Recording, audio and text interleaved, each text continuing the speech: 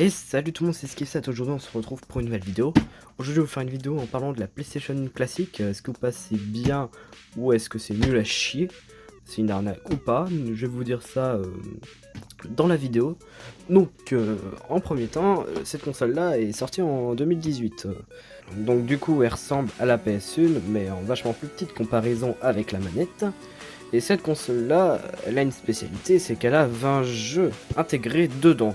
Donc on a Battle Arena, Cool Border 2, Destruction Derby, Final Fantasy VII, Grand Theft Auto, Intelligent Cube, Jeune Plus Flash, Metal Gear Solid, MR Driller si je le dis bien, Oddworld Ab Odyssey si je le dis bien aussi, Rayman, Resident Evil, Révélation Persona, Arcade Ridge, Super Puzzle Fighter 2 Turbo,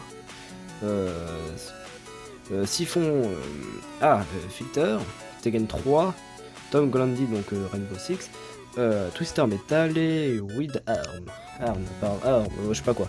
Enfin bref, bon du coup 20 jeux, mais on va dire qu'il n'y a pas tellement de choses. Je veux dire, les jeux bon sont pas fameux. Mais je l'ai acheté pour une raison, parce que on peut rajouter des jeux. Donc je vais la déballer et je vais vous montrer ça. Donc voilà, voici ce que ça donne. Donc elle est quand même assez petite. La manette est carrément ressemblant à 100% aux manettes de 1994 de première génération.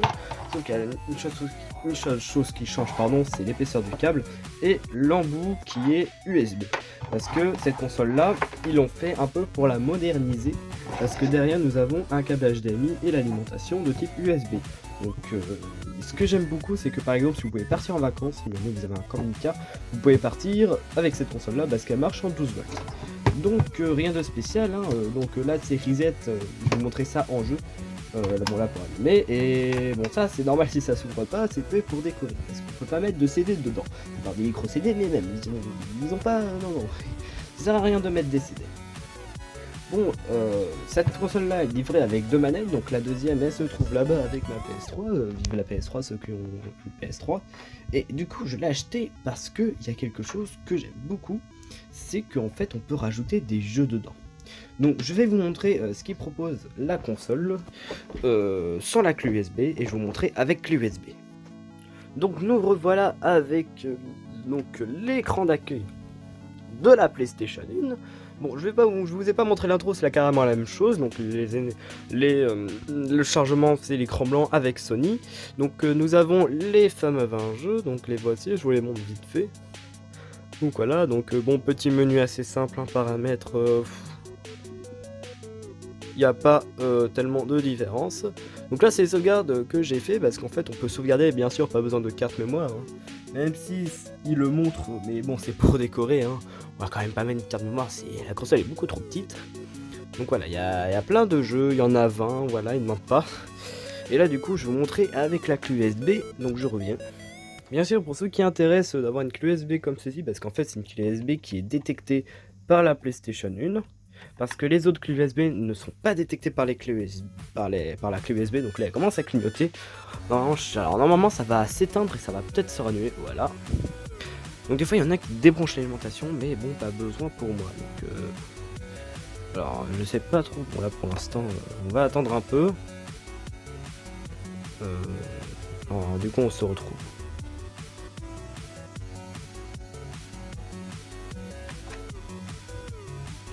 Donc voilà, je viens de l'allumer, alors normalement vous allez voir l'écran.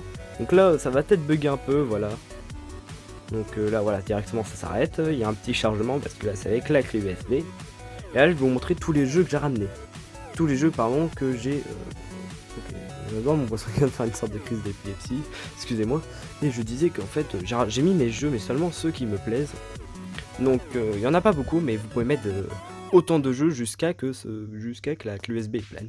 Donc on commence avec Street Fighter Collection, Crash Bandicoot, Resident Evil 2, Crash Team Racing, Pac-Man World, Alien Under, Silent Hill que j'apprécie beaucoup, Saga Frontier que je n'ai pas encore testé, Ice Combat 2, donc là l'image elle ne marche pas parce qu'en fait c'est moi qui mets l'image, je peux mettre n'importe quoi mais bon je préfère mettre les jaquettes parce que regardez sinon c'est pas, on va dire là on voit PlayStation et là non, mais bon. On peut, voilà, en tout j'en ai mis 10, donc là ça c'est un bug, hein, parce que si j'appuie il n'y a aucun fichier dedans. Voilà. Bon là celui-là il marche, hein, c'est juste qu'il a pas d'image, donc voilà. Donc il y a bon, peut-être pas beaucoup de jeux, mais je peux en rajouter beaucoup. Et le problème c'est les problèmes de téléchargement, donc après je compte m'acheter la vraie PlayStation 1 pour m'acheter des jeux que j'aimerais bien. Donc assez de blabla, maintenant je vais vous montrer à peu près le jeu. Donc je vais vous mettre un petit bon allez, Frontier 2. Je vais augmenter le volume de la télé. Où est-ce qu'elle était quand même. Donc on a la bonne introduction. Bon, moi c'est des jeux d'Amérique, hein. Les jeux d'Europe j'arrive pas à en avoir, donc c'est pour ça que j'essaierai d'acheter des jeux français, surtout dès quand il y a des histoires, tout ça, un style jeu d'horreur comme Silent Hill, parce que malheureusement je l'ai en Amérique et ça, bon c'est dommage. Donc voilà, donc là le jeu va se lancer. Donc je crois que le but de ce jeu c'est de détruire tous les avions d'ennemis, enfin voilà on a des missions. Donc moi j'aime bien, donc voilà c'est carrément dans l'air. Alors du coup c'est parti, donc là voilà je suis en avion, là je me dirige tranquille. Bon je vous montre vite fait, voilà donc ça marche de ouf, hein. Regardez, hop là je tire, je suis content. Je tire même des missiles, motherfucker. Voilà. Et là du coup je vais vous montrer le bouton éjecte, donc bon là si on appuie sur le bouton button ça fait rien, hein. En fait c'est lors des jeux, par exemple ici vous par exemple imaginez que vous avez un jeu qui a plusieurs CD comme Final Fantasy VII. Bon, comme la vraie PlayStation, ça va vous demander de changer de CD. En fait, vous appuyez sur Open et ça va vous proposer de changer le CD. Donc, bon, moi, c'est pas mon cas. Donc là, du coup, j'appuie sur Eject. Et là, du coup, directement, ça s'arrête. Et là, ça demande de supprimer le point de reprise existant et en sauvegardant un nouveau. Donc, moi, perso, je mets non. Et puis voilà. Donc, vous mettez oui. Mais si c'est la première sauvegarde, ça va directement se faire automatiquement. Et donc, voilà. Donc voilà, on a fait à peu près le tour, donc c'est pour ça que cette console là je l'ai achetée. Donc vraiment elle est vraiment petite, c'est ce qui m'avait impressionné. Je l'ai acheté au prix de 70 €, quasiment neuf, enfin l'état était parfait, mais bon c'est comme si je l'ai eu neuf, hein. Il n'y avait aucun problème des manettes, de la console, il n'y avait pas de traces d'usage, il n'y avait rien du tout. Du coup j'apprécie vraiment cette console. Bon là c'est vrai qu'on peut jouer à deux parce que vu que j'ai une deuxième manette, mais avec une clé USB on peut jouer à un seul, mais il est possible de jouer à deux, pardon excusez-moi pour le cadrement, il est possible de jouer à deux, enfin bref, du coup voilà. Donc voilà, j'espère que cette petite vidéo vous aura plu. Voilà, c'était une vidéo présentation de la console PlayStation 1, donc classique, en vrai c'est plus le même design mais sauf que la console est plus petite. Du coup, en récapitulation, par exemple, si vous voulez acheter la console, aujourd'hui elle se vend cher parce qu'on la trouve plus trop, vous pouvez l'acheter, mais bon, trouvez un prix assez exact, hein. Je veux pas dire mettez pas au-dessus de 100 €, ça vaut pas du tout. Parce que 100 € ça ferait trop, je l'achèterais pas, mais bon.